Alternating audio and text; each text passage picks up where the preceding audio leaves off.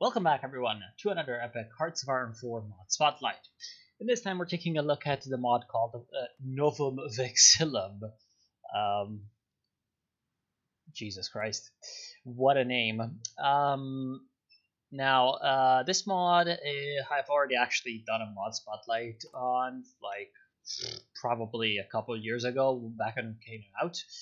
Now, the thing about it is, it's basically a mod that is modeled on the old Millennium Dawn, the one before the sort of merger with modern day 4, before all of the patches, all the expansioning that they did to that mod, and so suffers heavily because of it. But there's still some people that think that, oh boy,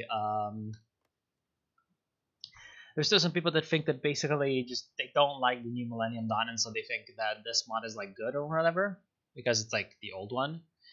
I really don't think so, but yeah, let's take a look at it.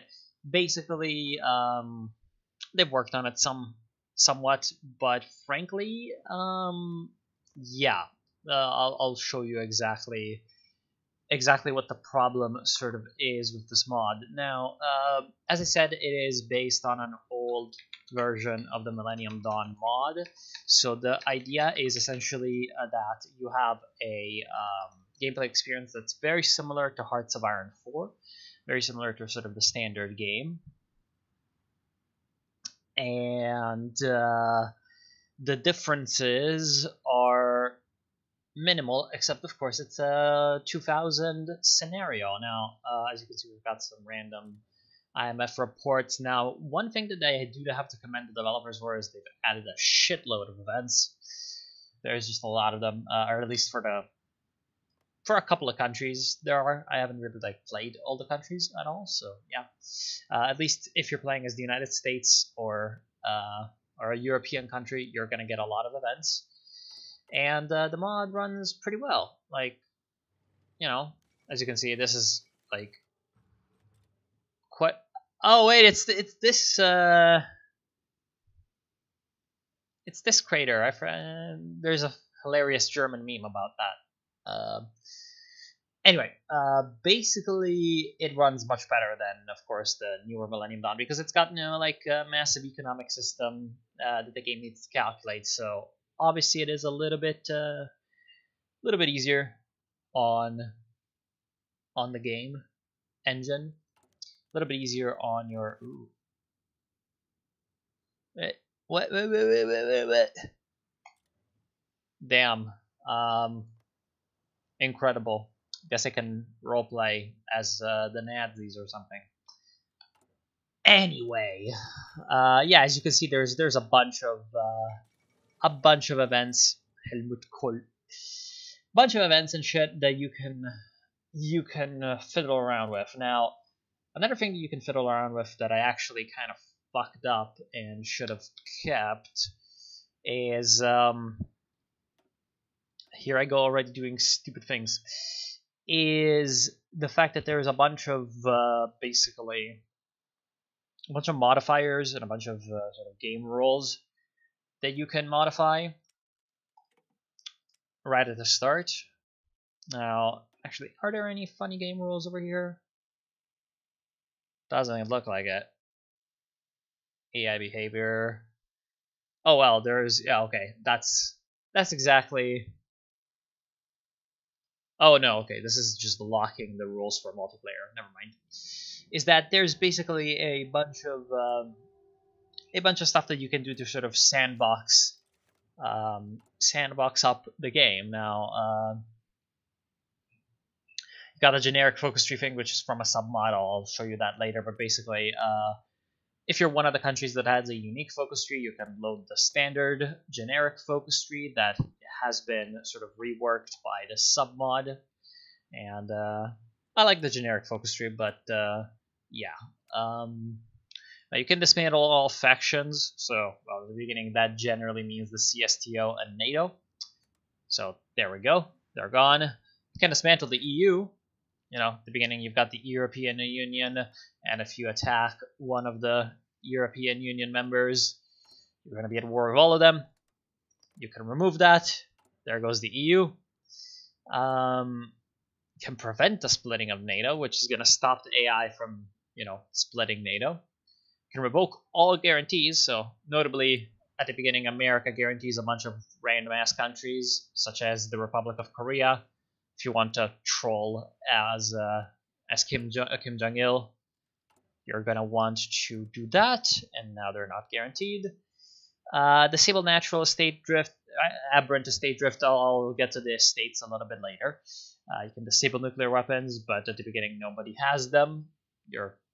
It's one of the, as I said, this mod has issues. It's got major flavor issues. It feels kind of bland. So yeah, there's no nukes at the beginning. You need to build them because, of course, a bunch of countries don't have orders of battle loaded at the start. A bunch of countries don't have navies at the start, which is kind of sad, but whatever. You can use simple country names, which would, I guess, be like, instead of Republic of Kazakhstan, People's Republic of China, it's gonna be like Kazakhstan and China. Yep. Germany instead of, the Federal Republic of Germany or whatever. Division limits, which is basically 1 division per factory with a minimum of 24.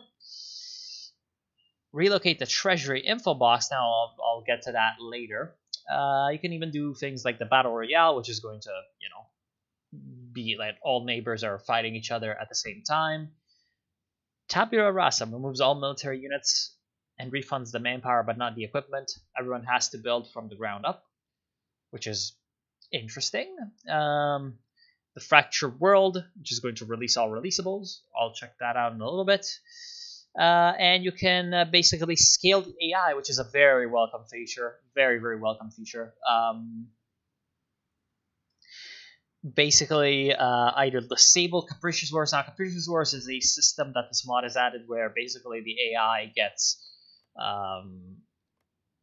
gets war goals on their neighbors every once in a while. Now, in my experience, it's basically just 1 or 2 countries are going to get a war goal per year of gameplay at about the normal sort of speed or the normal sort of value of this system. Now, you can reduce that, and I'm guessing that's going to send it more towards the once every 2-3 years. You can disable it entirely, or you can intensify it, or even make it chaotic, which is going to be very, very, very frequent, kind of like the sort of chaos mod that used to be very popular for Millennium Dawn. Now, kind of the problem is that the mod hasn't really the mod is again very based on standard HOI4 mechanics. So, for example, democracies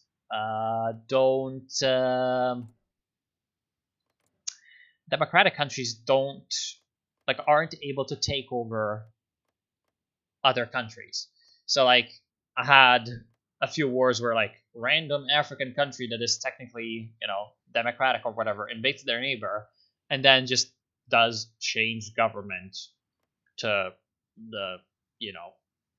to their ideology as a peace deal instead of like puppeting them or whatever, or taking them over. So yeah, that's kind of a bit of an issue. Yeah, it's not very well thought out or polished. Kind of sad, isn't it? Anyway, let's check out the fracturing world. How does that look like? How many? That's kind of interesting because it's gonna tell me how many releasables there are. Actually, that's not something that I checked. So yeah, long live laziness, basically. At the UK, which is now only England, Wales, Scotland forever with Alex Salmond. Ireland got the other part. Got California, Ray Davis. Got Rick Perry. Oh my God. Okay. Hee-haw, Texas. Confederacy. No, not Mike Huckabee. What the fuck? And we got the New England with Elizabeth Warren.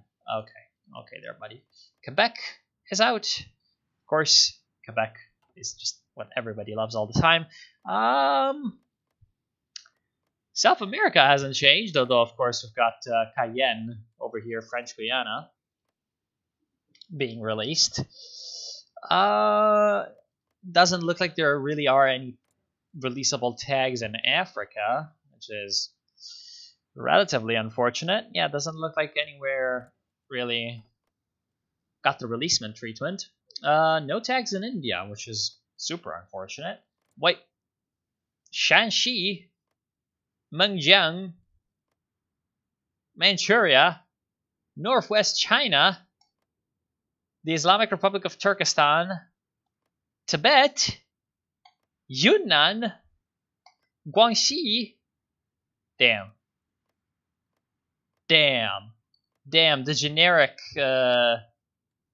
generic faces. China. Is this a motherfucking bad China alternate history map that doesn't make any sense? Woodcock bingo! Everyone drink from your vodka that you have definitely nearby. Wait, Ryukyu? Oh, that's pretty epic. We've got a bit of a sort of Asian nations game going on. Oh my god, the Ainu. The Ainu for some reason have Sakhalin. That's I don't think there's really any Ainu in Sakhalin right now, but maybe I'm just wrong. Who knows? Novorossiya. Okay. Led in 2000 by Alexander Zakharchenko, which is not exactly how it's supposed. Like, I'm pretty sure this guy was not a thing until very recent. Anyway, he's got the Mao trait from HOI4, the Cornered Fox.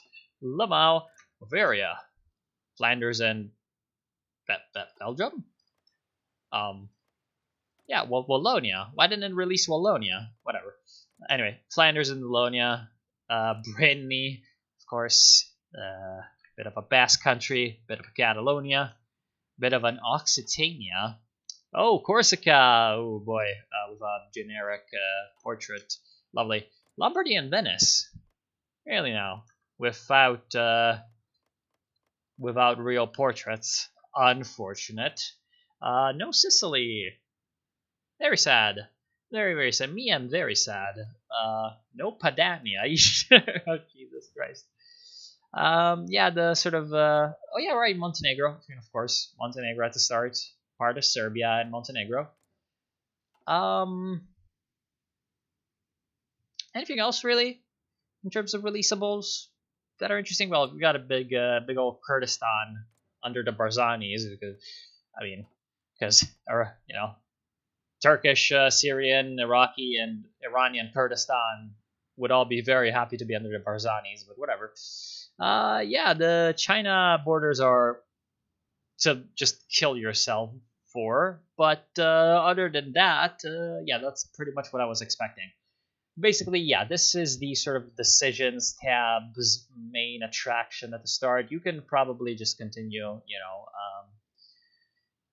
most of the time you're going to be playing the game without these features really enabled, because there's not really anything, unless you're trying to just do a funny scenario. And yeah, a funny scenario has been made. Now they've also added something that I kind of like, which is this policies tab, where basically it's just a trait that you add to your country, and it basically is activated by paying some political power, and it gives you some sort of unique abilities. You can activate only 4 of them, and they are in sort of different categories. We've got like this government one, we've got this market one, we've got the science one, we've got this war one. Now, but I'm pretty sure everyone has the same policies. Just to be sure, let us go to a country with a different ideology. I'm fairly certain that every country has the same policies. Oh no, here we go. Seize the means of production somehow. Yeah, okay, so it looks like Looks like depending on the country, you're gonna have some differences.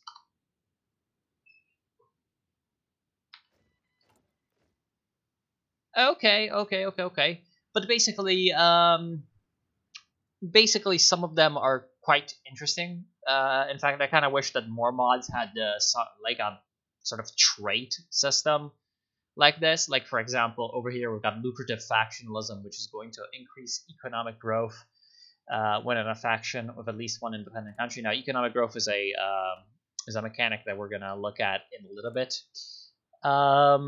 Or, for example, the diplomatic harmony, which is gaining a sort of unique currency called Pax while at peace, which basically allows you to do like, hey, I'm gonna take over places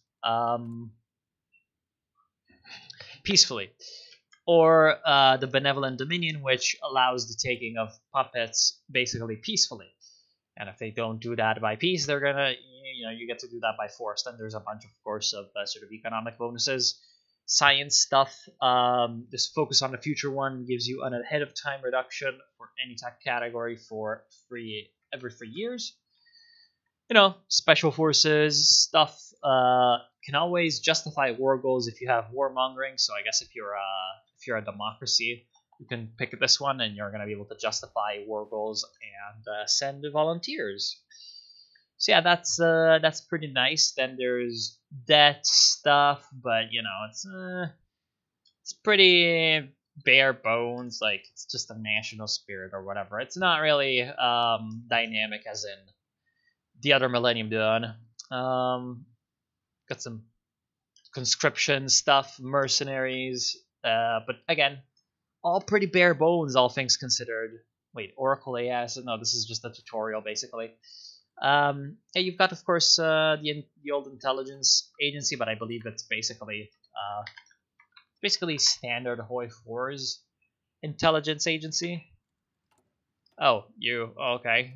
The CIA doesn't exist in 2000. Very nice. Now, when it comes to research, we've got some issues here, because basically the game has just, or the mod is just HOI4 research, but with just a few things added. Like, for example, you've got the Rangers, which are good in the jungle and the desert. So another special forces type. You've got more night vision technology, but for example, as you can see, like the motorized and the rifle section is the same. Then the support units are the same. The armor is basically the same, except you've got light mechanized that has been added. This is, if you'll recognize this from the old Millennium Dawn. Essentially, it used to have this layout, and frankly, I don't really think that like there's anything particularly wrong with it. It's just, it's not very like expansive or whatever, right? Now, if you've been like watching my channel for a while, you might call me a hypocrite for this, because I used to criticize Black Ice all the time, and in fact will continue and will always criticize Black Ice all the time.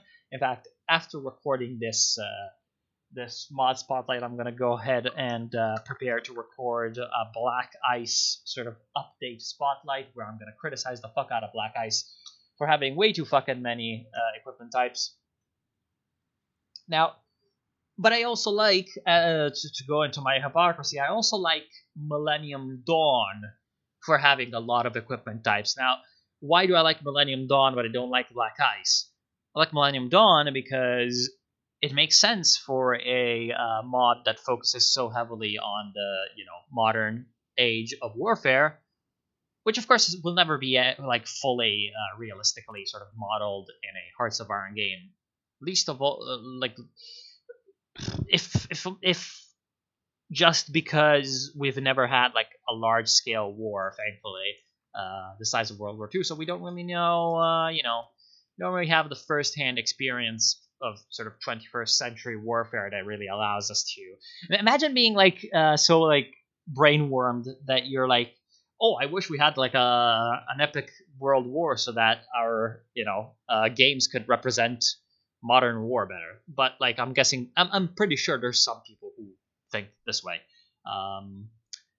Like that guy who leaked like secret documents on the Challenger 2 tank to Gaijin Entertainment, who make War Thunder, so that the Challenger 2 and War Thunder would be more like historically or no, he leaked it so that he could cite the documents in some argument on the War Thunder forums or something like that. You have those kinds of people. Anyway, since we haven't had a major global war between peers, a major war between peers, basically. The closest thing we've had, I guess, in somewhat recent times would be no. Again, with some of the innovations that we've got with modern weapon systems and stuff, probably we haven't really had anything. I guess. There's a few minor wars that can be somewhat sort of peered into to see how modern warfare sort of looks and works, but none between competing state powers.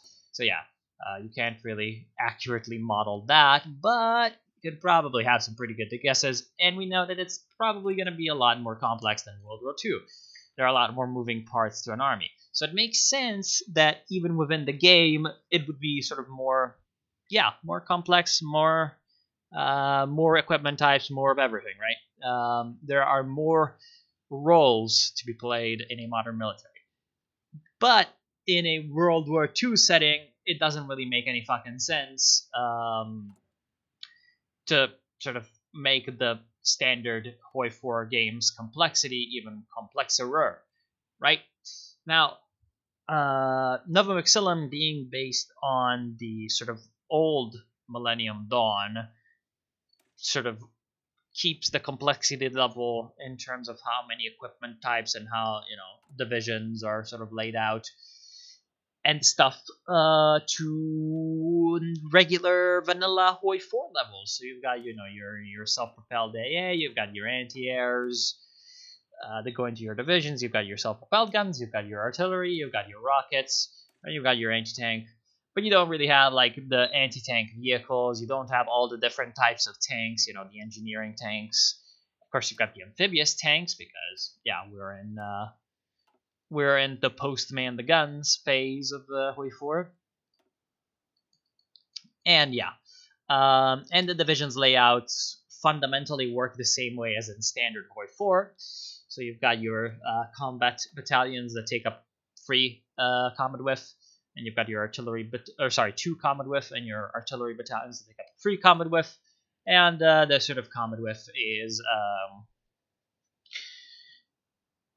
the total combat width is generally on multiples of 20, so 20, 40, 60, 80, 100, 120, blah blah blah blah blah, instead of the insane weirdness that is the Millennium Dawn stuff.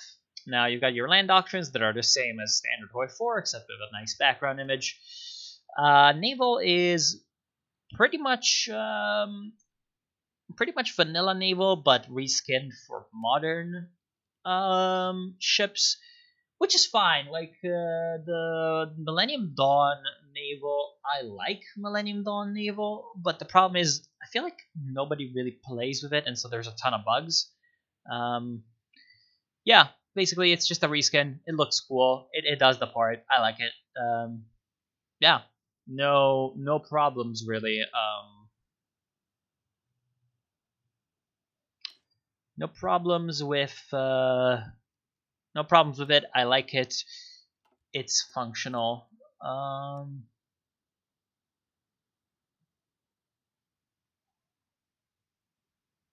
Wasn't there a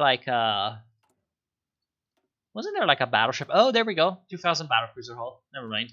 I was pretty sure there was a battleship somewhere, but no. Okay. Yeah, basically, I'll show you the sort of naval designer in a little bit. You've got your naval doctrines, same. Air doctrines, same. Air, again, pretty much very standard. Again, kind of sad because Modern Warfare, you've got a bunch of different types of air units.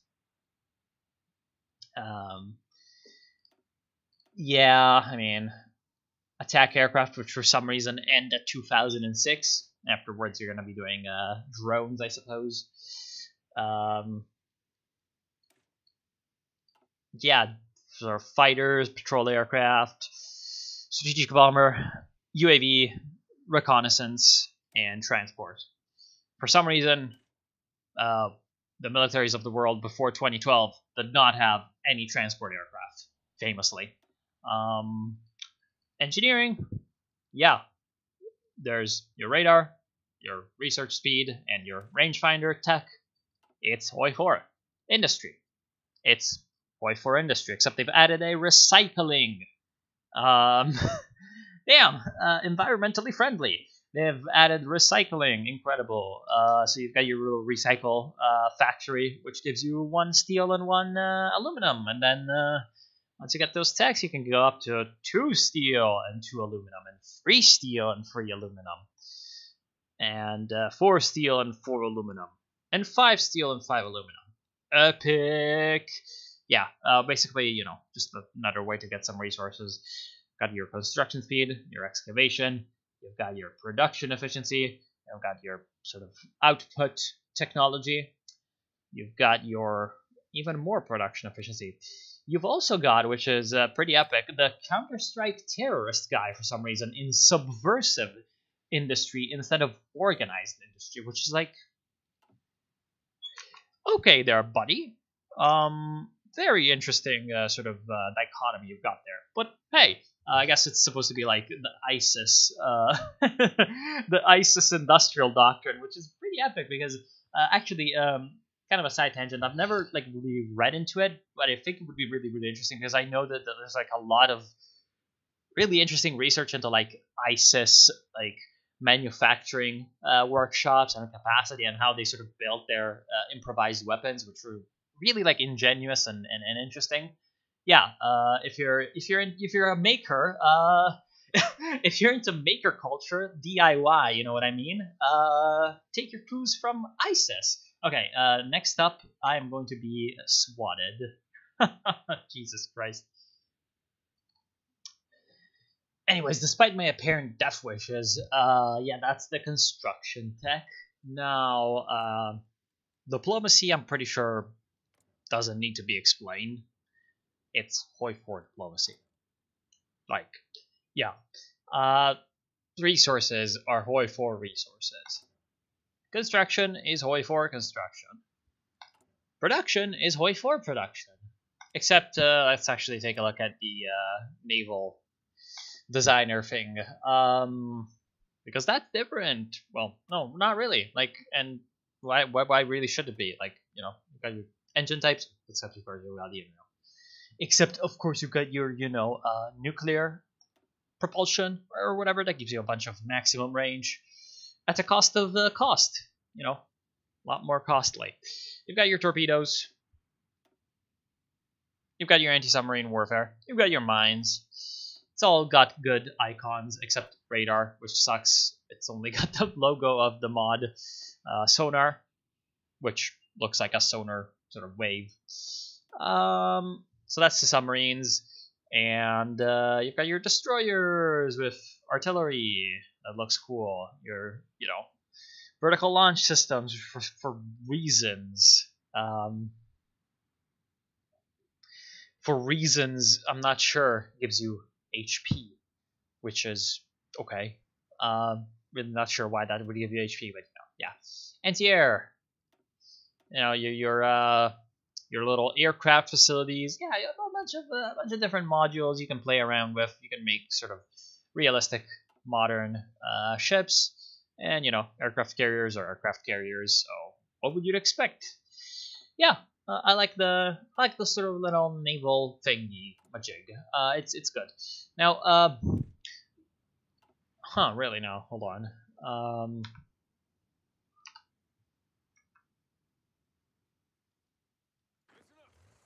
Hold on a moment.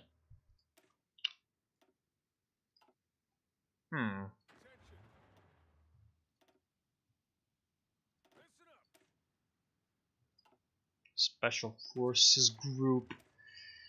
I think I got confused with another mod. Never mind. The thing I was about to say is not real. Okay, I got confused with another mod, but basically you've got your starting loadouts or whatever. The templates, I'm not sure whether they're based on like real, divisional orders of battle, taken straight from the United States Army manuals, but they're not good in HOI4, so you're gonna need to be editing them out before you actually go ahead and fight anyone. Really, no. What do you mean I've got no equipment? I'm pretty sure you're supposed to have equipment. I'm pretty sure you're supposed to have equipment there, buddy. Okay, I guess I don't have equipment. Whatever. Yeah, that's about it pretty much. These are sort of my thoughts on the mod. I don't particularly find it my cup of tea. Oh yeah, right. The last thing is like the economic. There is a slight sort of economic system which is sort of based on economic health, which is this new modern sort of value that every country is assigned. Every country has basically from 0 to 100 to minus 100 back down, and if you're over 100 you're booming, and that gives you bonuses. If you're under 100 you're depressing, and that gives you malices. And then there's a middle level of growing and recession and stagnation, which is just standard. So that's the and you basically just manipulate this by changing your taxes and a few other things. So it's really bland and like just there. Yeah, pretty much that's just what that's all about. Now you've also got this sort of the system of governance, which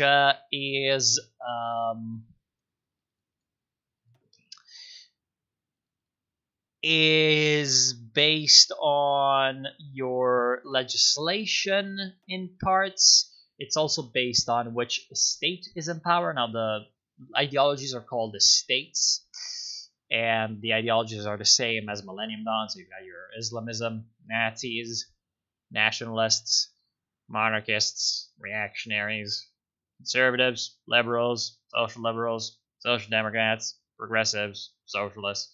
Can you tell me, please, what the difference is between these three? Nobody knows. And communist. So, yeah, it's not a particularly great or engaging system or anything new or groundbreaking. Anyway, depending on which estate you've got and which whatchamacallit, which laws you have, totalitarianism. Bill Clinton be like 1984. You can change around your system of governance, which just gives you sort of a bonus or a malice. Kind of sad, to be honest. But hey, I mean, it's flavor. It's better than nothing, right? So that was the last thing. Basically, yeah, I just find this mod unfortunately, kind of flavorless and generic. It's got a lot of events, but like it's HOI4 with the sort of 2000 scenario. And frankly, if I'm gonna be playing HOI4, I'd probably be rather playing in the actual World War II scenario that is meant to be played as. If I'm gonna be playing mods, I would want for something to be slightly more sort of modded, you know what I mean, and expanded. Now there are unique focus trees for countries, but most of them are just very, very standard. And again, they're the old Millennium Dawn focus trees, so they're like not very interesting. Like for example, you've got Italy, that for reasons just has a bunch of different paths, or like fascism, or the monarchy is restored, or like you do the Roman LARP, which is like, okay, I understand the Roman LARP, but and it's funny, but like everything else is just kind of like, you know what I mean? It's like, okay, like, right, you've got the fascism, and then your diplomacy. It's like, oh, it's going to increase relations with people or decrease relations with people. Great. You know, like compared to the Millennium Dawn focuses, they're not that interesting, and Millennium Dawn doesn't really have particularly interesting focus trees either. So yeah, there are a lot of mods that have done much more interesting things with focus trees, that have integrated the focus trees far better into the sort of newer game mechanics and the new sort of functions that mods can use now. For example, Equestrian War does this really, really well. Some of the newer Kaiserreich focus trees, for example, the Ottoman Empire one, have sort of a lot of really unique mechanics and options associated with them. And this is just kind of like vanilla HOI4, like before even a lot of the DLCs came out, kind of levels of focus trees. Like, oh, a 70-day focus that gives me 100 political power or 75 political power, and it's like, okay, really interesting. You know what I mean? Really interesting kind of stuff. But it's there. Yeah, it's just kind of there, which is unfortunate because yeah, there can be a lot of fun stuff that can be done with focus trees, but this mod just kind of doesn't do it. It's just kind of not there, and I'm getting the sort of distinct feeling that if so many years down the sort of development cycle, this mod hasn't sort of advanced in that regard at all, then it's probably not gonna ever really. So if you want my opinion, for reasons to me unknown, play Millennium Dawn. Just eat up the fact that it's gonna be slower, and some people don't like the economic system. Some people don't like the fact that there's less wars. Blah blah blah. I find the mod a whole lot more sort of engaging. It's got a lot more options, and the countries are more interesting to play in. The ideology system has a bit of a fresh spin, but this mod is not my cup of tea. But hey, it's interesting. And if I do get this sort of mood to do it, we did play on my Discord server, which by the way you should join, link in the description. We did play a multiplayer game with this mod. We had a sort of 10, 11 player lobby or something like that. It was pretty uneventful, but it was kind of interesting. We played for one session. It's not that bad in multiplayer. It's got its own flavor. And if I get the sort of again mood, I'm gonna probably edit out the sort of recording into a video. So that's gonna be appearing on my channel if again I get the sort of drive to actually try to make it. Anyway, I'm gonna be ending the session for now. This epic mod spotlight. So I want to thank you all for watching. Hope you enjoyed. I'll see you soon. Have a good day.